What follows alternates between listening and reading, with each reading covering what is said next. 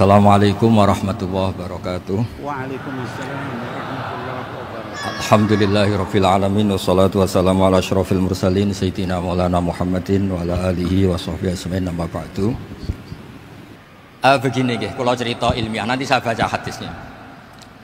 Ada kelebihan kita jadi manusia itu justru karena ketidaktahuan kita. Kita tentu hingga detik ini tidak melihat surga langsung, tidak melihat neraka langsung, apalagi melihat Allah Subhanahu wa ta'ala.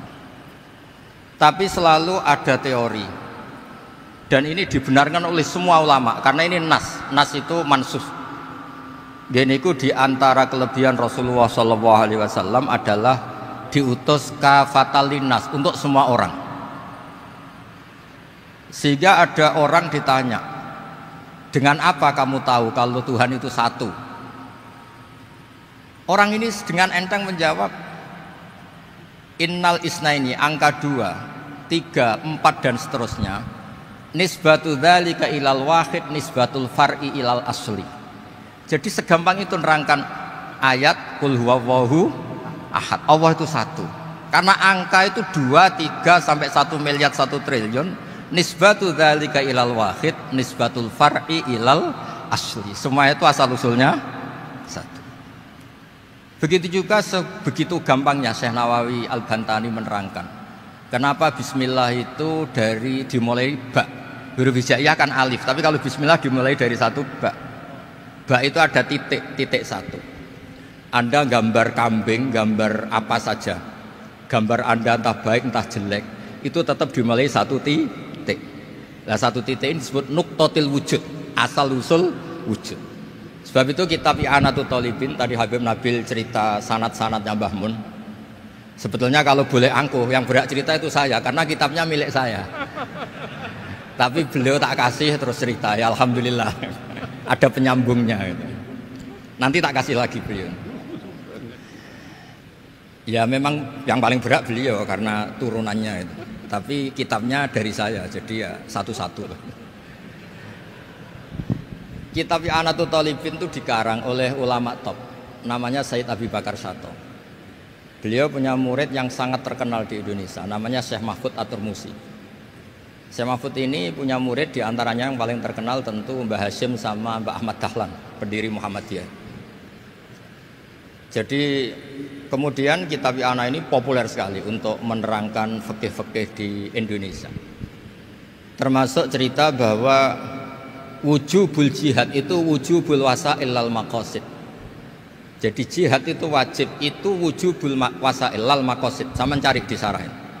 Sekiranya dakwah itu bisa tidak dengan jihad, dengan pengajian kayak Majelis Rasulullah, kayak Majelis Nurul Mustafa, kayak kiai-kiai kampung, itu sudah cukup karena sudah isolul maksud, orang sudah menjadi kenal Allah Subhanahu wa ta'ala. Sebab itu ketika Sayyidina Ali diutus di beberapa peristiwa termasuk di Khaybar, Sayyidina Ali didhawuhi la ayyahdiyawu bika rajulan wahidan khairan laka min humrin na'am. Ada satu saja yang Islam karena kamu itu lebih baik daripada kemenangan. Nah, kemudian ini supaya otoritatif menghormati masjid ini, Masjid Istiqlal, masjid yang luar biasa bersejarah.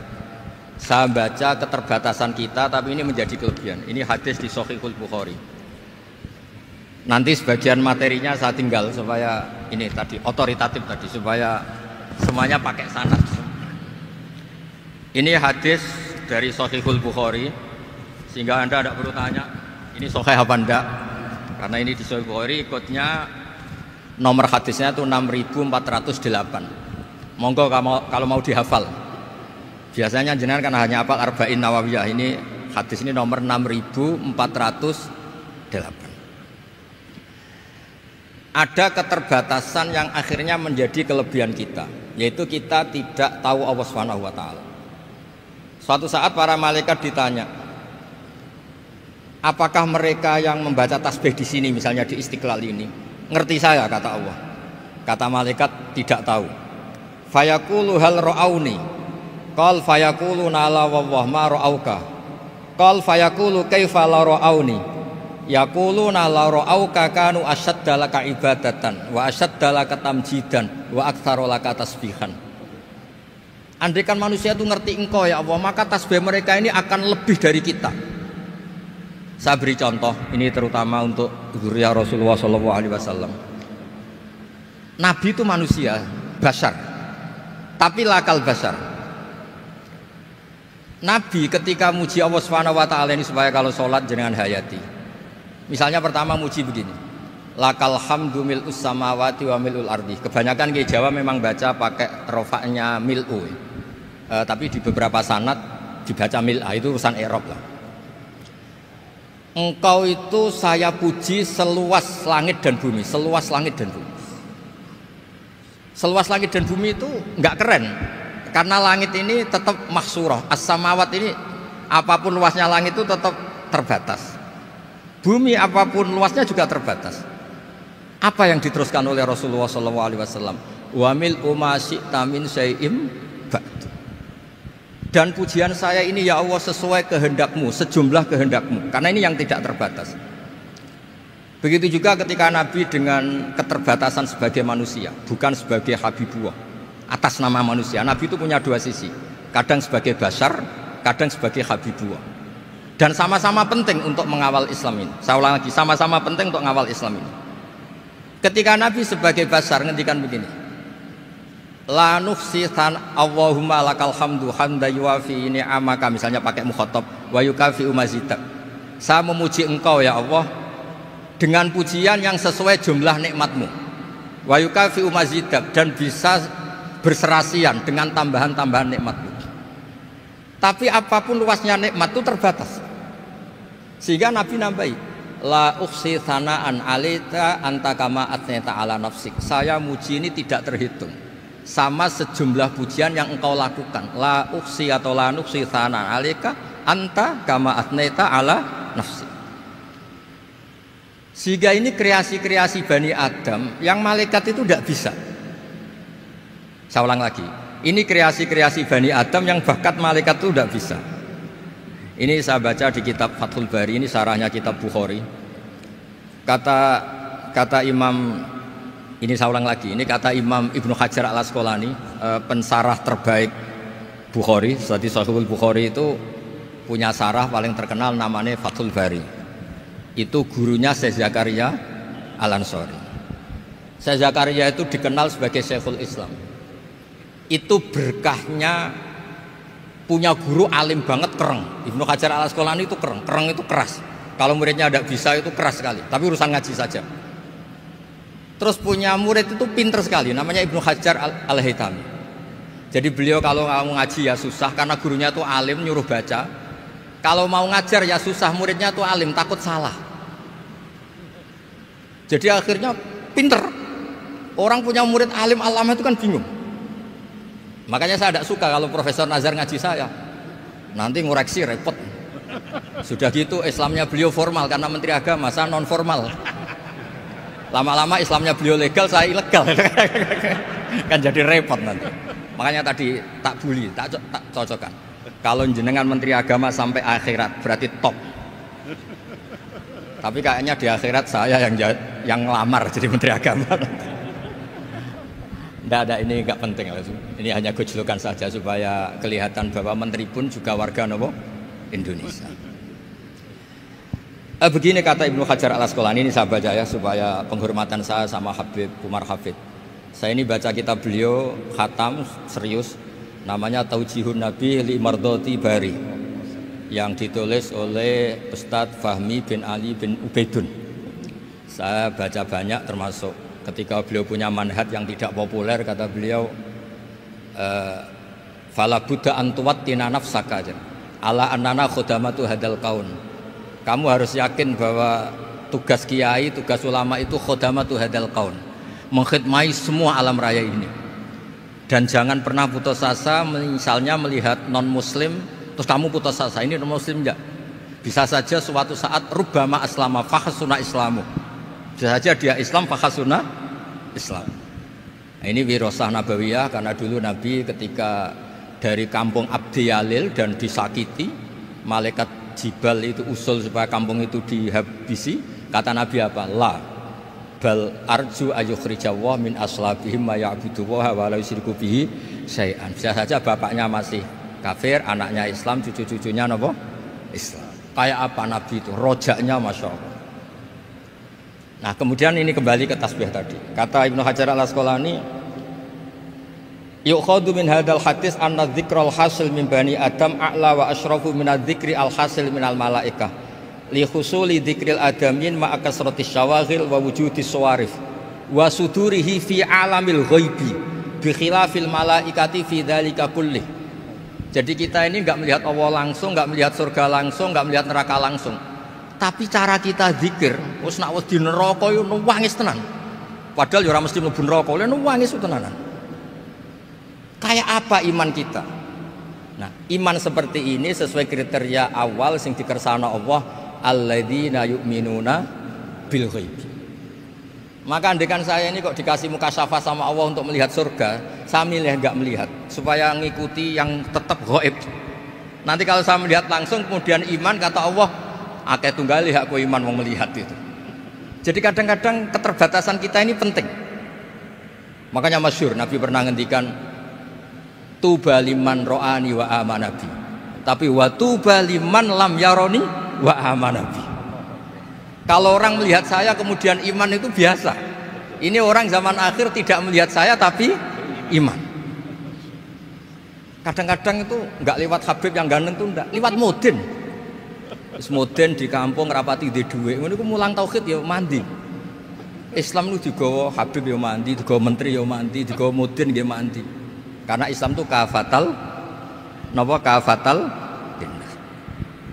Nah yang nggak dipunyai malaikat adalah tadi seperti cerita saya tentang Imam Amudi. Segampang itu. Makanya di tradisi pondoknya Mbah Maimun itu ada tradisi qaddimid dirayah ala riwayah. Logika riwayat itu penting karena itu menjadi nyaman. Ya kayak tadi, Allah itu satu. Ketika kita berpikir angka 2, 3 sampai sekian miliar, sekian triliun, nisbatu dzalika ilal wahid, nisbatul far'i ilal asl. Semua itu dibanding angka 1 adalah cabang. Gambar kayak apa ruwetnya, dinisbatkan asal usulnya mesti satu nuktoh, yaitu satu titik. Nah satu titik ini kata pengarang I'anatul Thalibin, bi kana makana wa bi yakunu maya. Nah kemudian terakhir ini nggak boleh lama-lama. Kalau lama-lama nanti sampean pinternya nyanyi saya. Jadi itu sudah itu. Tapi nggak apa-apa lah. Saya ini termasuk kiai yang sudah diundang. Ini termasuk Pak MPR nggak boleh ngundang saya. Pak Nusron apalagi nggak boleh. Itu kalau di kampung sama saya hormat. Kalau di sini kok kayak menteri gitu. Menteri betul tapi. Lawang gurunya dia itu teman saya gitu. Jadi tanya ini kalau nggak percaya. Makanya kalau sama saya beliau cium tangan, saya sebetulnya ya nggak siap dicium tangan menteri itu nggak siap. Apalagi dihormati Pak Nazar nggak siap lah. Nanti dikira minta haji malah repot. repot. Saya ini tadi bisik-bisik itu urusan ilmu tasawuf, ya ada urusannya dengan haji nah. Cocokan. Kenapa beliau suka ilmu tasawuf? Saya kan sering lihat beliau ceramah di TV. Katanya obat Gus obat. Orang kalau belajar tasawuf kan kepenak itu. Kayak wis ahli swarga kan kepenak di tasawuf itu kan memang. Sekarang saya cerita tentang ini karena bidang yang saya tekuni. Ada kitab tentang ulumul Quran namanya Al-Mufradat fi Gharibil Quran. Dikarang oleh Ar-Raghib Al-Asfihani. Ini kitab luar biasa. Di situ hanya cerita lafat-lafat per kata. Saya tadi sebelum kesini ngajar dulu di pondoknya Beki, Baitul Qurannya Pak Kures. Karena memang saya termasuk pengajar di sana.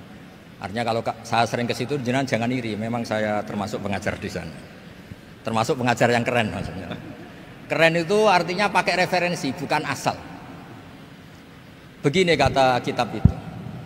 Rasulullah SAW itu kan punya nama Muhammad, orang yang banyak sikapnya atau semua sikapnya terpuji. Termasuk ketika sebagai manusia, sama kita termasuk ketika sebagai apa? Manusia. Sebagai manusia aja Nabi gak pernah salah. Begini kata kitab itu. Nabi-nabi yang keren-keren itu sama lihat di Ahaditsus Syafa'ah itu masih egois. Ketika ada haulul mauqif, ada prahara mauqif, itu semua nabi bilang nafsi, nafsi, nafsi, nafsi. Ketika dimintai syafaat bilang nafsi, nafsi. Tapi Rasulullah SAW itu beliau ngendikan ummati, ummati. Dan beliau ketika dimintai syafaat kata beliau sudah Analah, saya bisa memberi syafaat. Kata beliau, fa akhirru lillahi ta'ala sajidan. Fa yaqulu li ya Muhammad irfa' ra'sak wasal tu'tah wasfa'tu syafa'. Kayak apa hebatnya Rasulullah SAW? Umumnya para nabi melihat akhirat itu sudah akhir dari semua amal. Itu menurut Nabi Muhammad gak keren. Allah itu gak bisa didikte akhirat. Allah itu Tuhan, tetap yaf'alu ma yasha. Jadi gak bisa misalnya sudah akhirat orang nyuwun sewu terus tanya, ya Rasulullah ini sudah akhirat kok jenengan sujud bareng ini gimana? Ini sudah gak darul amal tapi ini darul jaza. Gak bisa. Akhirat gak bisa dibatasi. Karena akhirat gak bisa membatasi Allah, Nabi tetap dengan rileksnya minta sama Allah.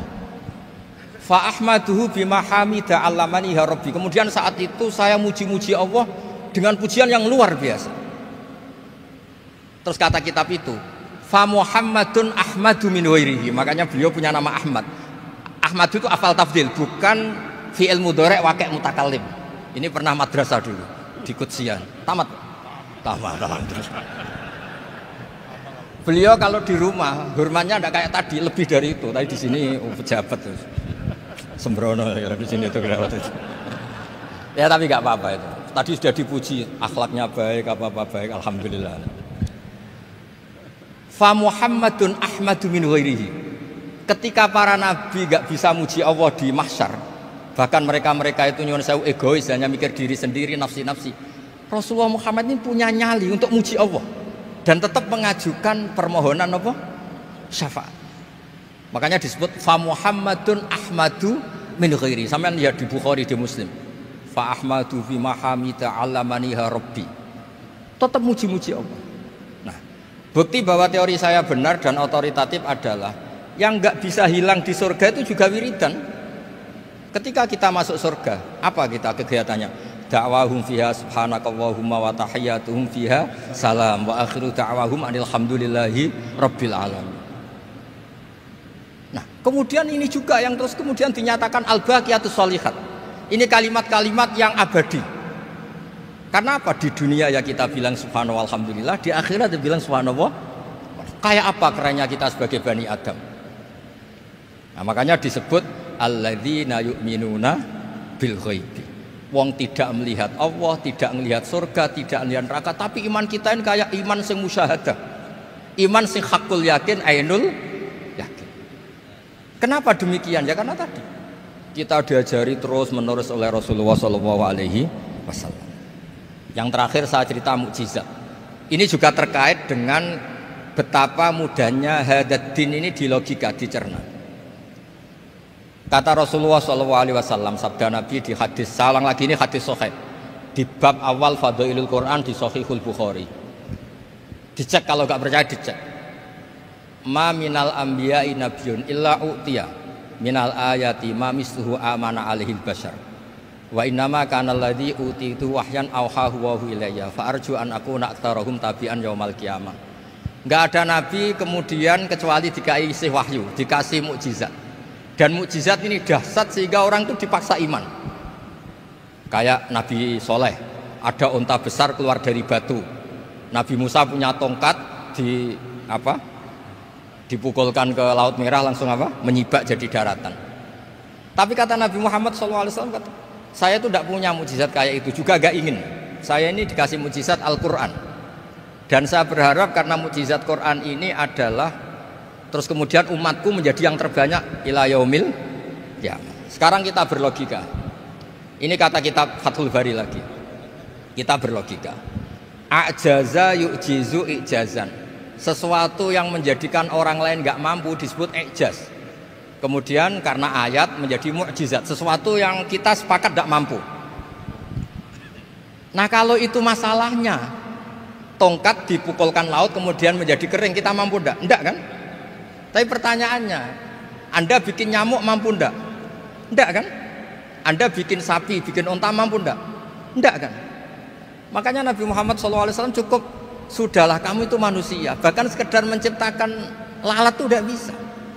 Inna la yastahi ayyadriba masalam ma'aba'udatan fama fawqaha. Kemudian mukjizat ini sama Nabi dicontohkan hal-hal yang keseharian kita.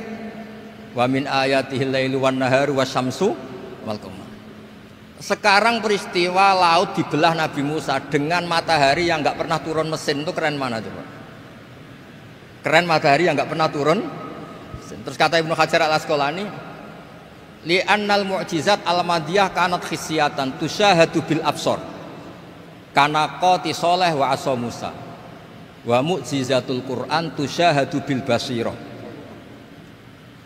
fakana man yattabi'uhu atau yatba'uhu li ajliha aksar fa innal ladzi yusyahadu bil absar yang qaridu bingkiradi musyahidihi wal ladzi yusyahadu bil basirah bakin, ya saya ulang lagi, bakin, ya bagian terus disaksikan orang sing ja'a badal awali mustamirran. Begini logikanya. Mukjizat kayak nakoti soleh atau Asa Musa yang terkenal. Saya andaikan jadi umatnya Nabi Musa terus dikasih tongkat itu, terus bisa apa coba? Ketika kita punya utang disuruh nyaur, ya nggak bisa dipakai jaminan kan. Sudah gitu orang tanya ini asli apa enggak? Kalau asli buktikan, kan ya repot. Tapi kalau kita jadi umatnya Rasulullah SAW ditunggoni Quran, punya banyak masalah resepnya sabar. Kalau nggak bisa sabar ya nyari kiai-kiai tukang ijazah anak menodongannya mandi. Karena orang mensifati Allah itu macam-macam. Makanya saya pastikan nggak ada agama yang mengajarkan rasional kayak agama apa? Islam. Makanya liqaumi yaqilun liqaumi yatafakkarun. Coba misalnya nyamuk. Kamu bikin nyamuk tidak bisa kan? Nyamuk punya organ tubuh kecil, organ tubuhnya punya urat. Kamu mikirnya kayak apa? Sekedar bikin patungnya saja tidak bisa, apalagi bikin nyamuk. Jadi untuk mengakui kudrohnya Allah yang tidak terbatas dan kita lemah, itu tidak usah nunggu peristiwa kayak terbelahnya laut. Cukup wa ma min dabatin fil ardi wala ta'ir yatiru bi janahihi illa umamun amsalukum inna fi khalqis samawati wal ardi waqtilafil laili wan nahar, seterusnya la ayatil liqaumi yaqilun. Nah, gara-gara pola yang diajarkan Nabi itu ila yaumil qiyamah orang tetap Islam karena nyaman dengan kepastian mukjizat ini baqiyah ila yaumil qiyamah. Itu kayak apa baiknya Nabi? Makanya saya suka tadi burda yang dibaca. Ada ulama kayak Muhammad bin Said Al-Busiri yang ngarang burda. Itu kalau berpikir itu sederhana. Ngeten lho Gusti, malah nerangno pangeran. Lama da'awa da'ina li taati bi akramir rusli kuna akramal umami. Ngeten lho Gusti, karena Rasul Muhammad itu terbaik, ya logikanya umatnya juga terbaik. Jadi lama da'awa da'ina li taatihi bi akramir rusli mesti kuna akramal umami. Jadi burda ini saking manjanya sama Allah sampai bilang gini. Wala yadhiqa Rasulullah jahuka bi idzal karimu tajalla bismimun takimi. Ya Allah, engkau telah menamai Nabi engkau itu Raufur Rahim, yang penuh kasih sayang, yang sohibus syafa'ah. Maka ketika engkau ingin nyiksa kami dengan alasan engkau ini al-muntakim, dat yang bisa nyiksa orang maksiat, jenengan harus ingat ya Allah bahwa Nabi kita itu Nabi yang engkau gelari Raufur Rahim. Ya kalau gitu jangan jadi nyiksa. Terus gunanya apa digelari Raufur Rahim ra iso nyafaati gitu. Itu jenenge wala yadhiqa Rasulullah jahuka bi idzal karimu tajalla bismimuntai. Terus fa inna min judika dunya wa darrataha wa min ulumika imal lauhi wal qalam. Dan itu juga yang dibuktikan Rasulullah SAW. Sampai beliau ngendikan likulli nabiyyin da'watun mustajabah wa akhtabi da'wati syafaatan ummati yaumal qiyamah. Semua nabi itu punya doa yang mustajab dan semuanya sudah dipakai di dunia. Tapi saya menyimpan jatah itu supaya saya tetap punya hak syafaat fi yaumil qiyamah. Dan ini bukti-bukti bahwa ilmu yang selama ini diajarkan para habaib, para kiai itu otoritatif. Saya hanya bantu jenengan memastikan kalau hadis itu sahih dimaknai oleh ulama-ulama yang kredibel. Wassalamualaikum warahmatullahi wabarakatuh. Waalaikumsalam warahmatullahi wabarakatuh.